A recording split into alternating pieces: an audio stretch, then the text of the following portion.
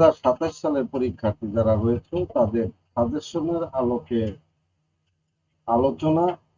এই পর্বে আমরা 3.1-এর 4 নং ক্লাসটি করছি। 4 নং ক্লাসে আমাদেরকে যে অঙ্কটি করতে হবে সেটি হলো 3.1-এর 10 নাম্বার। 3.1 10 নাম্বারে যে অঙ্কটি আছে সেগুলি আমরা এখন করতে চেষ্টা করছি। 3.1-এর 10-এ কি আছে দেখো, আমরা একটা সূত্র লিখে রেখেছি। এই সূত্রটি আমাদের কাজে লাগবে। তোমরা এই সূত্রটি 2বার লিখবে। যদি এই সূত্রে যা যা আছে a square plus b square plus c square, তারপর 2 into ab plus bc plus ca, এই দুইটা মান যদি থাকে এবং a plus b plus c whole স্কয়ারের মান যদি বের করতে বলা হয় তাহলে আমরা এই সূত্রটা সরাসরি লিখেই অঙ্কটা করতে পারছি। তাহলে দেখো 3.1 এটার কত নাম্বার? 10 নাম্বার অঙ্ক আমরা এখন করব। অঙ্ক নং 10, অনুশীলনী 3.1 অঙ্ক নং 10। এটা আমাদের সাজেশনে রয়েছে। যাদের সাজেশন প্রয়োজন তারা অবশ্যই প্রথম ক্লাসটিতেই সাজেশনটা দেওয়া আছে 3.1-এর, সেখান থেকে তোমরা সংগ্রহ করে নিতে পারো। 10 নং অঙ্কে আমাদের আছে, দেওয়া আছে, আমরা লিখব কি? দেওয়া আছে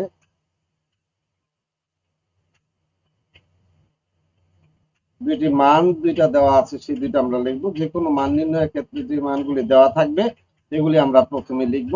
এটা আমরা জেনে নিই। a square plus b square plus c square equal to 9, এটা দেওয়া আছে, এবং ab plus bc plus ca এটা সমান সমান দেওয়া আছে কত? 8। এই দুইটি মান আমাদের দেওয়া আছে। এখন আমাদের যে অঙ্কটি করতে হবে সেটা হলো a plus b plus c whole square. তাহলে অতএব a plus b plus c whole square.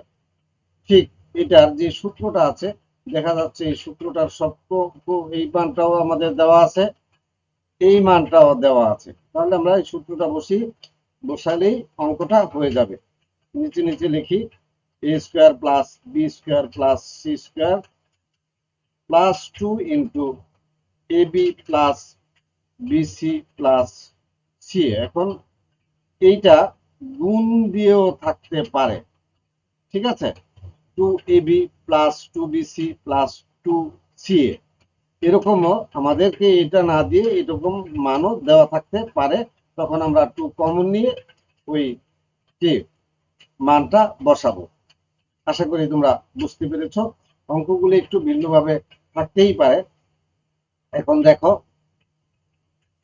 থাকলে আমরা কি ওই মানের সাথে মিলিয়ে নেব, কমন নিয়ে বা যেভাবে সম্ভব আমরা মিলাইতে চেষ্টা করব, তারপরে মান বসাবো। এখন a square plus b square plus c square মান কত?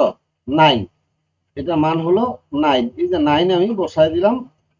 a square plus b square plus c এর পরিবর্তে 9 বসানোর পর প্লাস আছে কত? 2।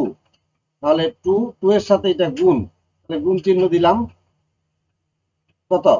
এটার মান হলো কত? 8 বসাই দিলাম। আশা করি তোমরা দেখতে পাচ্ছ এবং বুঝতে পেরেছ।